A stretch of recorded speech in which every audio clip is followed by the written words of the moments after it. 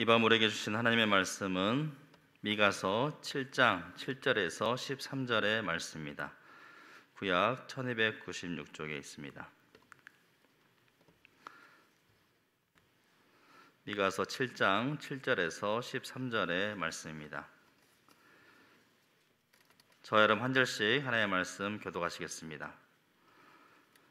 오직 나는 여호와를 우러러보며 나를 구원하시는 하나님을 바라보나니 나의 하나님이 나에게 귀를 기울이시리로다.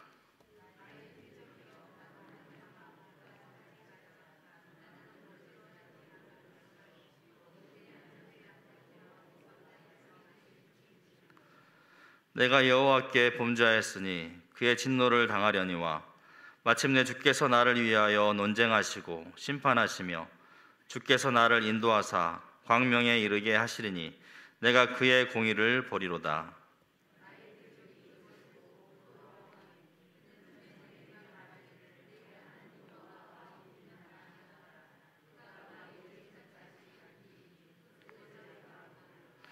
내 성벽을 건축하는 날 곧 그 날에는 지경이 넓혀질 것이라.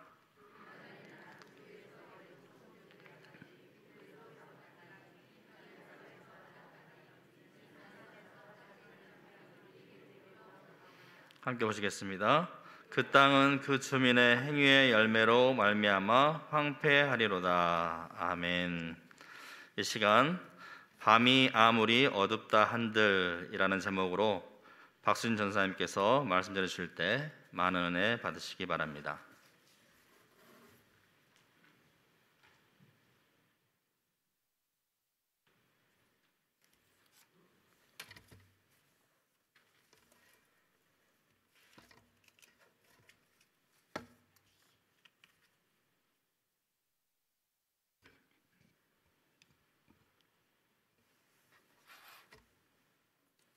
할렐루야. 네, 여러분 반갑습니다.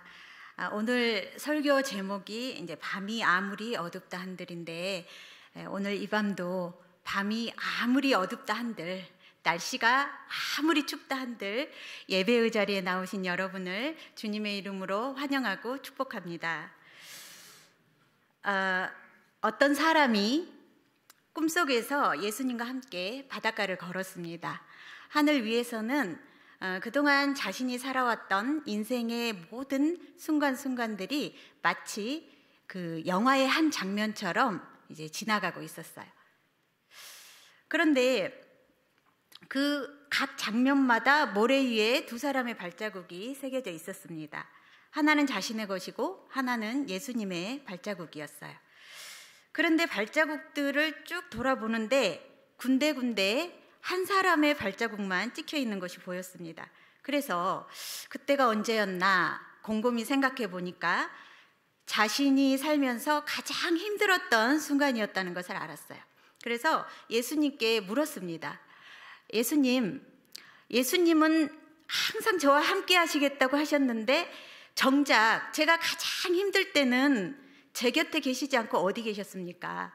그러자 예수님께서 말씀하셨습니다. 사랑하는 아들아, 나는 한순간도 너를 떠난 적이 없단다. 그때 네가 가장 힘들어했을 때 그때는 내가 너를 업고 걸어갔단다. 여러분이 다 아시는 아주 유명한 이야기입니다.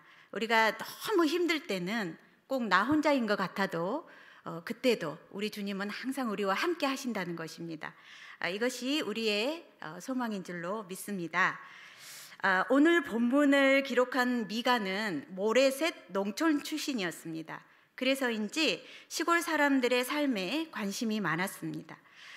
그래서 하나님은 미가를 부르시고 예루살렘에 사는 왕족과 지배계층의 그런 잘못된 모습들을 비판하게 하셨습니다. 미가서의 중심 주제는 심판과 구원인데 오늘 본문은 미가서의 결론 부분입니다. 그 당시 시대를 보면 절망밖에 없지만 미가는 오늘 우리에게 구원과 소망의 희망의 메시지를 전하고 있습니다. 그 당시 사회가 얼마나 악했냐면 백성들은 다들 우상 숭배에 빠져 있었고 사회는 극도로 부패해 있었어요. 그야말로 예루살렘은 소돔과 고모라와 같은 죄악의 도성이었습니다. 7장 1절에서 6절을 보면 그 당시 예루살렘의 분위기가 얼마나 심각했는지 알 수 있어요. 먼저 5절, 6절만 우리 다 같이 읽겠습니다. 너희는 이웃을 믿지 말며 친구를 의지하지 말며 내 품에 누운 여인에게라도 내 입의 문을 지킬지어다. 아들이 아버지를 멸시하며 딸이 어머니를 대적하며 며느리가 시어머니를 대적하리니 사람의 원수가 곧 자기의 집안 사람이로다. 세상에 경건한 자도 없고 정직한 자도 없고 지도자도 재판관도 권세자도 다들 탐욕에 이끌려서 불의를 저지르는 그런 세상. 그래서 힘없고 약한 그런 백성들은 피해를 볼 수밖에 없는 그런 혼탁한 사회가 되었습니다. 심지어는 가까운 이웃이나 가족들끼리도 서로를 의지하거나 믿을 수가 없는 그런 세상이 된 것이에요. 이런 상황에 놓이게 되면 사람들은 여러 가지 반응을 보입니다. 이런 상황에서도 철저하게 하나님만을 신뢰하면서 사는 사람도 있지만 아예 체념하는 사람도 있습니다. 나 혼자 바르게 산다고 뭐가 달라지나. 다른 사람들도 다 그렇게 하는데 또 어떤 사람은 세상을 등지고 산이나 굴로 숨기도 하고 또 아예 시골로 내려가서 농사나 지어야겠다 하는 사람도 있습니다. 실제로 신약 시대에는 그 에세네파라는 종파가 있었는데 그 시대에 그 로마의 압제를 견디지를 못하고 세상으로부터 도피해서 은둔과 금욕 생활을 했던 사람들이 있었습니다.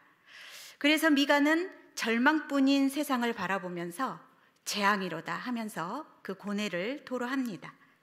그런데 지금 우리도 마찬가지입니다. 코로나로 인해서 많은 사람들이 절망과 위기를 경험하고 있습니다. 또 가정에서는 자녀 문제로 또 배우자와의 갈등으로 또 어느 날 갑자기 찾아온 질병과 갑작스러운 죽음, 이런 문제들은 참 우리를 힘들게 합니다. 그래서 어떤 사람들은 어려움을 견디지 못하고 직장을 그만두기도 하고 또 하던 공부를 포기하기도 하고 또 그동안 잘 맺어왔던 사람들과의 관계를 포기하기도 합니다. 우리 교회 안에서도 각자 다 자기 역할이 있습니다. 내가 봉사하고 선교하는 자리에서 또 내가 속한 목장과 부서 안에서 또 사람들과의 관계 안에서 여러분은 지금 얼마나 잘 견디고 계십니까? 신앙생활뿐만 아니라 우리 인생에도 어두운 밤이 찾아올 수 있습니다. 그럴 때 여러분은 어떻게 극복하시겠습니까? 산이나 굴로 숨으시겠습니까? 아니면 자포자기 하시겠습니까? 오늘 미가 선지자가 우리에게 제시하는 것이 있습니다. 그것은 하나님을 바라보라는 것입니다. 오늘 7절 말씀을 다 같이 읽겠습니다. 오직 나는 여호와를 우러러 보며 나를 구원하시는 하나님을 바라보나니 나의 하나님이 나에게 귀를 기울이시리로다. 아멘. 여기서 오직이라는 말은 원어로 와우라고 해서 강하게 부정하는 뜻으로 쓰이기 때문에 그러나로 해석할 수 있습니다. 새번역과 공동번역에 보면 다 그러나로 해석을 하고 있어요. 1절에서 6절까지를 보면 전혀 소망을 발견할 수 없지만 그러나 구원의 하나님을 바라볼 때 대반전이 시작된다는 것입니다. 미가는 예루살렘 성을 바라보면서 탄식하고 사람들을 바라보면서 절망했습니다. 그러나 그가 시선을 하나님께로 돌리고 하나님을 바라보았을 때 구원의 소망이 하나님께 있다는 것을 알았습니다. 우리가 문제를 바라보고 나를 바라보면은 절망밖에 없습니다. 나는 왜 이렇게 일이 안 풀리지? 나는 왜 아플까? 왜 취업이 안 될까? 저 사람은 왜 나를 힘들게 할까? 내 자녀는 왜 이럴까? 여러분, 문제를 바라보는 것이 아니라 그 문제를 해결하시는 더 크신 하나님을 바라보시기 바랍니다. 그러면 하나님을 바라보았을 때 우리에게 임하는 축복이 있습니다. 그 첫째는 하나님께서 나에게 귀를 기울이십니다. 왜 귀를 기울이실까요? 우리 기도에 응답하시기 위해서 귀를 기울이십니다. 즉 귀를 기울이신다는 것은 우리를 구원하신다는 거예요. 그 기도 응답을 가장 많이 받기로 소문난 사람이 있습니다. 바로 영국의 조지 뮬러 목사님입니다. 이분은 평생을 고아원 사역과 선교 사역으로 보내셨는데 그분의 책 중에 보면 5만 번 응답받은 조지 뮬러의 기도라는 책이 있습니다. 어떻게 5만 번이나 기도 응답을 받았을까요? 여러분은 몇 번 정도 기도 응답을 받으셨습니까? 이제 이분이 고아원을 운영하려면 아무래도 아이들에게 들어가는 돈이 많았겠죠. 그래서 이제 먹여야 되고 입혀야 되고 또 써야 되고 그 아이들을 위해서 이제 쓸 것들이 많은데, 근데 그분이 그 아이들의 쓸 것을 위해서 어떤 홍보를 한다든지 아니면 누구한테 후원을 부탁한다든지 이렇게 한 것이 아니라 그냥 기도만 했다고 합니다. 근데 신기하게도 그때그때마다 하나님께서 부족함을 다 채워주시고 또 사람이 상상할 수 없을 정도로 그 아이들을 먹여주셨다고 합니다. 여러분, 조지 뮬러가 어떤 특별한 사람이어서 이렇게 응답을 받았을까요? 아닙니다. 그냥 믿고 구했기 때문에 응답을 받은 것입니다.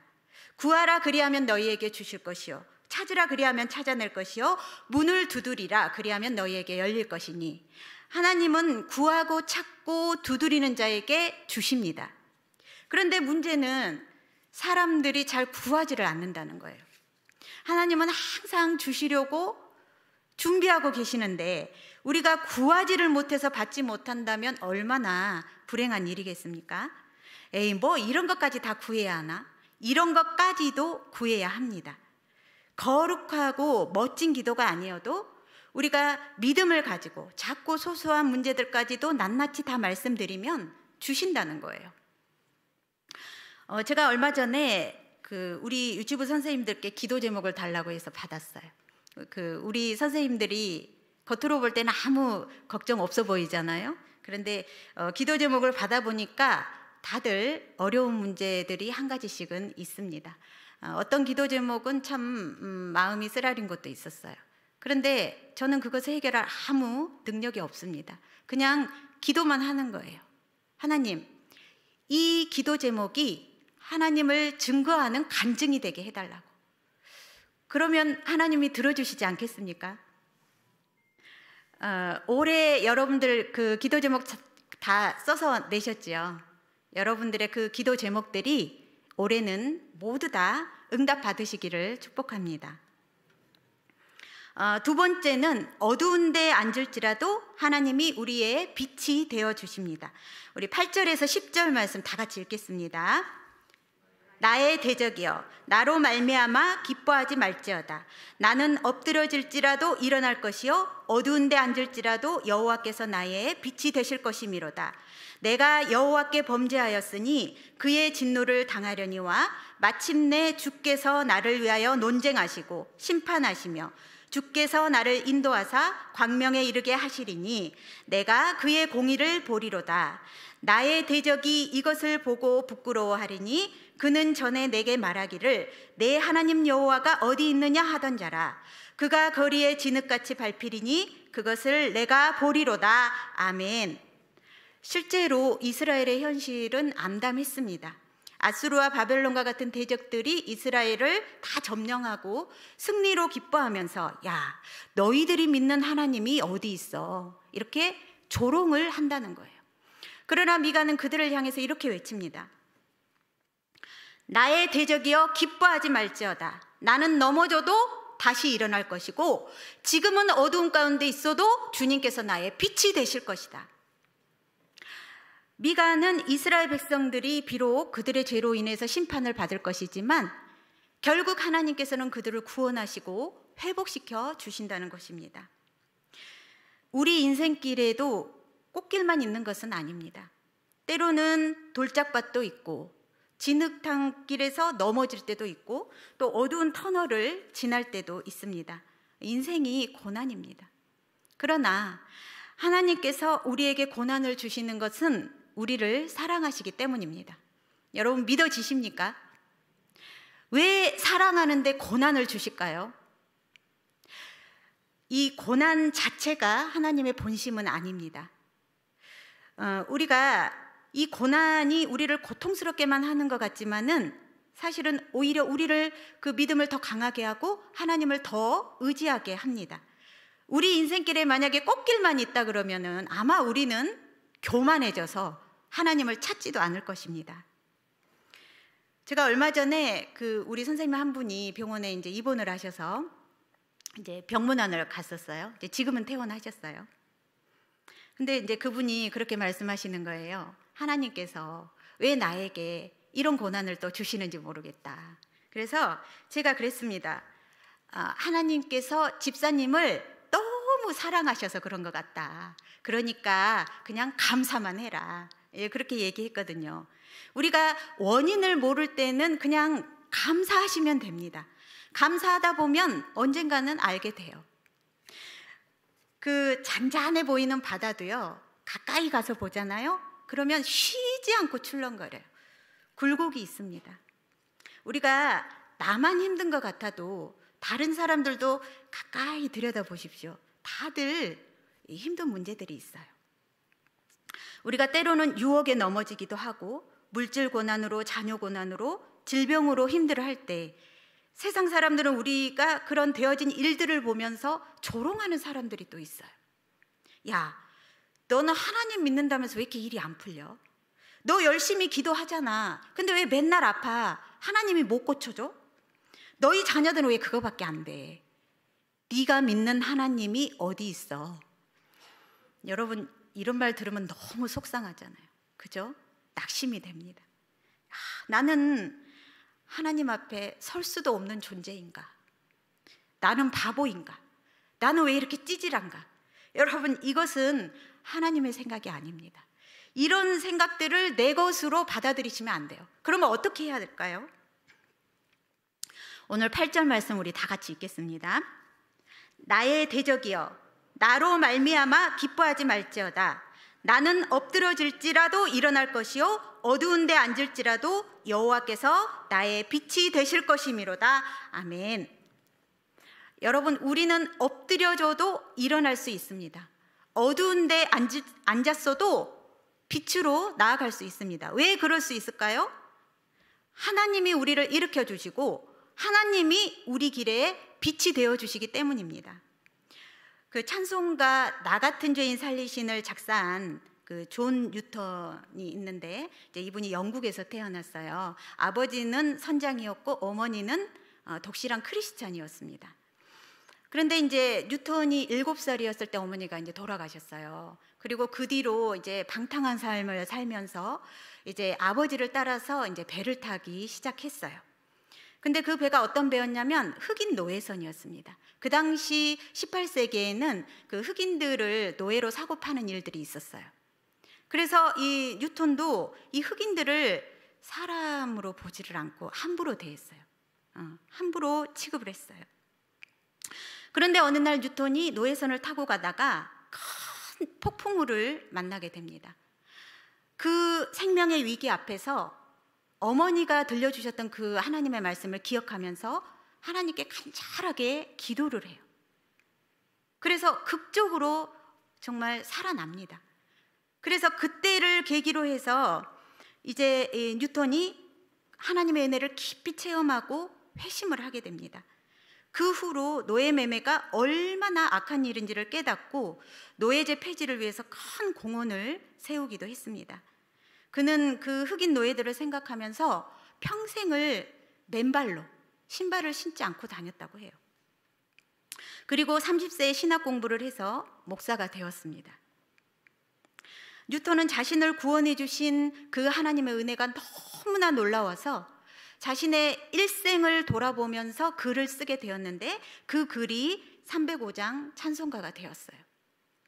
나 같은 죄인 살리신 주 은혜 놀라워 잃었던 생명 찾았고 광명을 얻었네. 그가 회심한 후에 크게 깨달은 것이 2가지가 있다고 합니다. 그 첫째는 자신이 크나큰 죄인이라는 것. 2번째는 예수 그리스도는 크신 구세주라는 것입니다. 우리는 수많은 죄를 지으면서 넘어지고 어두운 가운데에서 헤맬 때가 많습니다.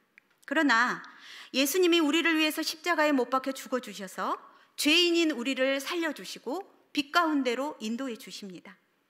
사실 십자가 사건보다도 더 수치스럽고 낙심되는 일은 없습니다. 예수님의 십자가 죽음이 인간적으로 볼 때는 실패한 것 같고 정말 무기력한 죽음이라고 생각했지만 오히려 모든 믿는 자들의 능력이 되시고 부활과 영생의 소망이 되었습니다. 여러분을 괴롭히는 대적이 아무리 많고 강하다 할지라도 걱정할 필요가 없는 것은 우리에게는 십자가와 부활이 있기 때문입니다. 여러분, 이것을 소망으로 잘 붙드시기를 바랍니다. 세 번째는 우리가 하나님을 바라볼 때 지경을 넓혀 주십니다. 11절에서 13절 말씀을 다 같이 읽겠습니다. 우리가 하나님을 바라볼 때 내 성벽을 건축하는 날 곧 그날에는 지경이 넓혀질 것이다. 그날에는 아수르에서 애굽 성읍들에까지 이 산에서 저 산에까지의 사람들이 내게로 돌아올 것이나 그 땅은 그 주민의 행위의 열매로 말미암아 황폐하리로다. 여기서 성벽은 문자적으로는 예루살렘 성을 말하지만 의미적으로는 영적 예루살렘인 신약의 교회를 말합니다. 즉 그날은 이스라엘 백성들이 바벨론 포로 생활에서 돌아오는 것도 있지만 더 넓게는 신약의 시대로 넘어와서 예수 그리스도로 말미암아 영적 이스라엘인 교회가 새롭게 건축될 때 복음이 전해지고 구원받는 역사가 온 세상 땅끝까지 확장된다는 의미입니다. 여러분, 지경이 넓혀진다는 것은 축복입니다. 영토가 확장되고 사업이 쭉쭉 뻗어나가는 것을 말합니다. 그러나 우리는 영적 지경을 넓혀야 합니다. 어떻게 영적 지경을 넓힐 수 있을까요? 말씀과 기도로 믿음의 성벽을 잘 쌓아야 합니다. 믿음이 무엇입니까? 믿음은 바라는 것들의 실상이요 보이지 않는 것들의 증거라고 했습니다. 불가능한 상황 속에서 보이지 않는 하나님의 그 가능성을 앞질러 보는 것이 믿음입니다.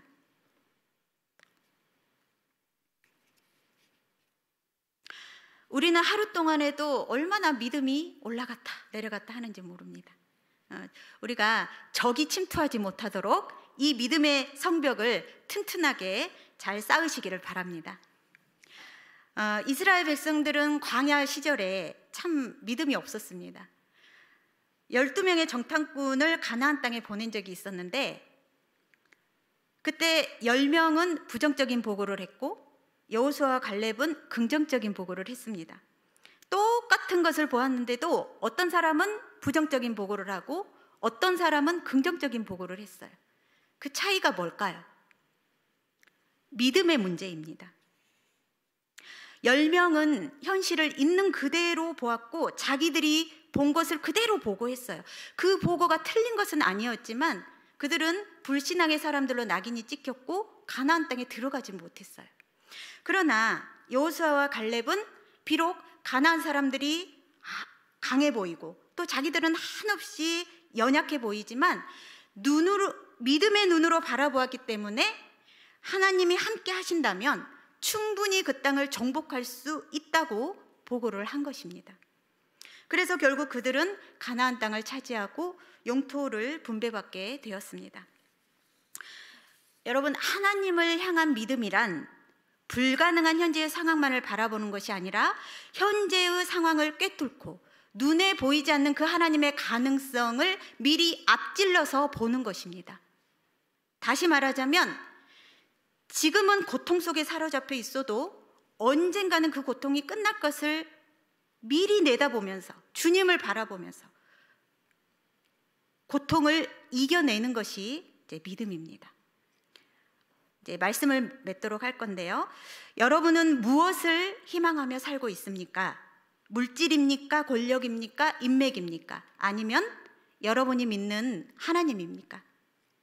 아무리 칠흑같이 어두운 밤이라 할지라도 믿음의 눈으로 주님을 바라볼 때 하나님은 우리 기도에 응답해 주시고 빛으로 인도해 주시고 지경을 넓혀 주십니다. 어두운 밤을 지나고 계십니까? 구원의 소망이 되시는 하나님을 바라보시기 바랍니다. 오직 하나님만이 우리의 소망인 줄로 믿습니다. 다 같이 기도하시겠습니다. 하나님 아버지, 우리는 죄로 인해 엎드려져 넘어지고 어둠 가운데서 헤맬 수밖에 없는 연약한 존재입니다. 그러나 하나님의 주권적인 은혜로 말미암아